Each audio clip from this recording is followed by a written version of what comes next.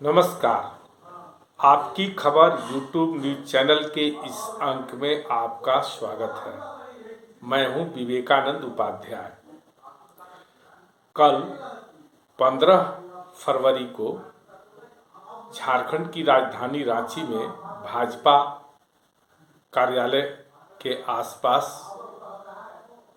पलामू के पूर्व सांसद तथा राजद के राष्ट्रीय सचिव घूरन राम ने भाजपा की सदस्यता ग्रहण कर ली है। घूरन राम के भाजपा में एंट्री से पलामू संसदीय राजनीति में एक नए समीकरण को लेकर चर्चा बहस छिड़ गई है।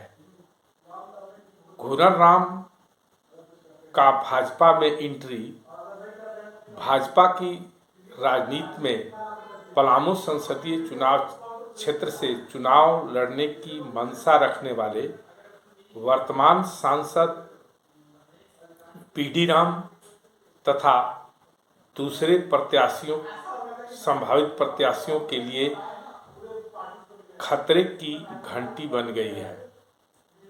दरअसल घूरन राम की राजनीतिक कद को आंकने के लिए इस बात से आकलन किया जा सकता है कि घूरन राम पिछले लगभग 4 महीने से भाजपा में एंट्री करने के लिए लगातार कोशिश कर रहे थे, मगर घूरन राम की भाजपा में एंट्री नहीं हो पाए। इसे लेकर पलामू के सांसद बीडी राम से लेकर कई दिग्गज भाजपा के राजनीतिक जो झारखंड पलामू की राजनीति से रुचि रखते हैं, वे लगे हुए थे। यही कारण था कि पिछले कई महीनों से जो चर्चा चल रही थी कि घूरन राम अब भाजपा में शामिल होंगे। घूरन राम को भाजपा में एंट्री लेने में पूरी तरह से इनके विरोधियों ने पसीना बहा दिया। हालांकि विजय घूरन राम की हो ही गई। उनके भाजपा में शामिल होने का सपना तो पूरा हो गया, मगर क्या घूरन राम पलामू संसदीय चुनाव क्षेत्र से लोकसभा का चुनाव लड़ पाएंगे? यह एक बड़ा सवाल बनकर खड़ा हो गया है। इसके पहले कि घूरन राम के भाजपा में एंट्री से पलामू संसदीय चुनाव की दृष्टिकोण से बदले समीकरण का प्रश्न है, पहले यहाँ यह जान लेना आवश्यक है कि घूरन राम 2007 में कैश स्कैंडल में सदस्यता समाप्त होने के बाद पलामू के तत्कालीन सांसद मनोज भूँइया की सदस्यता समाप्त होने पर उनके बाद हुए उपचुनाव में राजद के सिंबल पर चुनाव जीतकर सांसद बने थे। 2007 से 2009 घूरन राम का पलामू संसदीय चुनाव क्षेत्र से उपचुनाव जीतकर प्रतिनिधित्व करने पर ही पलामू की राजनीति में एक पहचान बनी। घूरन राम इसके बाद भी लगातार लोकसभा का चुनाव लड़ते रहे हैं। 2009 में पुनः लालटेन के सिंबल पर बहुत कम अंतर से वे जेएमएम के तत्कालीन प्रत्याशी कामेश्वर बैठा से चुनाव हारकर दूसरे नंबर पर आ गए थे। इसके बाद भी 14 में भी वे जेएमएम के सिंबल पर चुनाव लड़े तथा सम्मानजनक मत लाकर दूसरे स्थान पर रहे।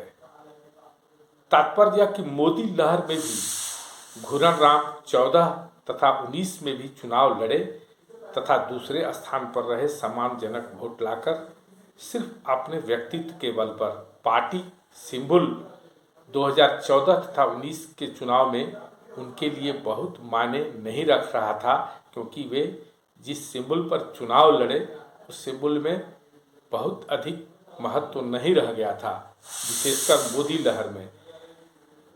बावजूद घूर्णन राम भाजपा में एंट्री लिए हैं। ऐसे में इससे बात को लेकर किसी को संदेह नहीं होना चाहिए कि घूर्णन राम पलामू संसदीय चुनाव क्षेत्र से एक बार पुनः किस्मत आजमाना चाहते हैं तथा भाजपा में इन्होंने जो अपनी एंट्री की है तो इसके पीछे इनका उद्देश्य निश्चित रूप से पलामू संसदीय चुनाव क्षेत्र से भाजपा का टिकट प्राप्त करना होगा। ऐसे में भाजपा की राजनीति करने वाले पलामू संसदीय क्षेत्र से जो भी संभावित प्रत्याशी हैं उनके खेमे में बेचैनी होना जाहिर सी बात है। वैसे भी एक आम चर्चा है कि भाजपा झारखंड में कोई वैसा दलित, खासकर जो घूर्णन राम की जाति है, उस जाति से कोई नेता चाहती है और उस कसौटी पर घूर्णन राम फिट बैठते हैं। ऐसा इसलिए भी कि घूर्णन राम का उम्र भी अभी बहुत अधिक नहीं हुआ है। भाजपा की राजनीति को वे लंबे समय तक अपना पहचान कायम रख सकते हैं तथा पलामू जिस जाति से घूर्णन राम आते हैं वह जाति का जनाधार जो है वह बसपा के लिए माना जाता है और बसपा की का जनाधार पलामू में रहा है। इससे इनकार इससे नहीं किया जा सकता है कि हुसैनाबाद से शिवपूजन मेहता बसपा के सिंबल पर चुनाव जीत चुके हैं। पिछले चुनाव में दूसरे नंबर पर ताहिर अंसारी की भी स्थिति से आकलन किया जा सकता है, वह भी दूसरे नंबर पर बसपा के सिंबल पर ही रहे हैं। ऐसे में पलामू संसदीय चुनाव क्षेत्र में घूर्णन राम की जाति का प्रभाव है, जो इनकी जाति है उसका प्रभाव है और वह वोट कभी बसपा की ओर हुआ करता था। शायद इसे ध्यान में रखकर भी भाजपा पलामू संसदीय चुनाव क्षेत्र से इन्हें उम्मीदवार बना सकती है। इसी संभावना को लेकर के वर्तमान सांसद बीडी राम तथा बीडी राम के बाद टिकट चाहने वाले दूसरे लोगों में की भी बेचैनी बढ़ गई है कि कहीं घूर्णन राम पलामू लोकसभा चुनाव क्षेत्र से इस बार ऐसा न कि टिकट झटकने में कामयाब हो जाए। स्वाभाविक सी बात है कि घूर्णन राम की पहचान व्यक्तिगत तौर पर एक जननेता के रूप में समाज के सभी वर्गों में रही है। खासकर अपने स्वजातीय मतों के साथ साथ घूर्णन राम का मुस्लिम मतदाताओं में भी बहुत गहरी पैठ है। जनरल जो फॉरवर्ड कास्ट की भी जातियां हैं उनका भी घूर्णन राम पहले पसंद है। ऐसे में कहीं भाजपा की टिकट पर सिंबल पर घूर्णन राम नहीं चुनाव मैदान में आ जाएं, इसे लेकर अभी से भाजपा का वह खेमा जो खुद अपना टिकट चाहता है पलामू संसदीय क्षेत्र से, इनको घेरने में लगा है। और इसका उदाहरण है कि घूर्णन राम को 4 महीने के लंबे अंतराल के बाद तब जाकर भाजपा में कहीं एंट्री मिली है और जैसी चर्चा है कि भाजपा में घूर्णन राम की एंट्री बड़ी धमाकेदार हुई है।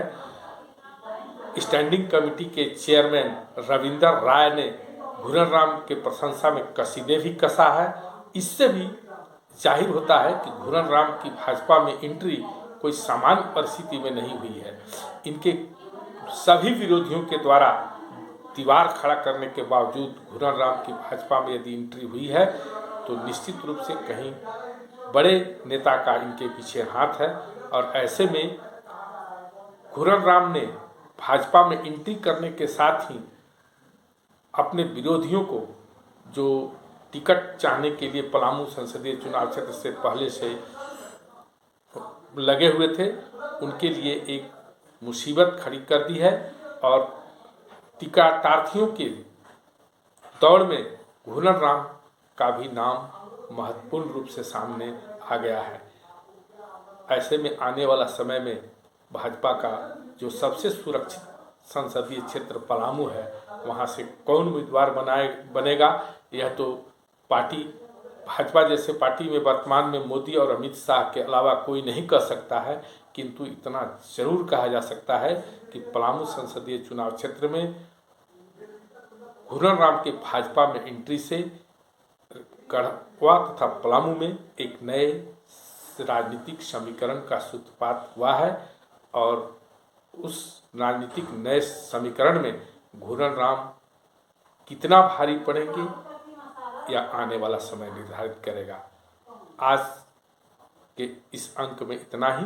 नमस्कार। यदि आपको हमारा आज का यह विश्लेषण पसंद आया हो तो हमारे चैनल को लाइक करें, शेयर करें तथा सब्सक्राइब करें।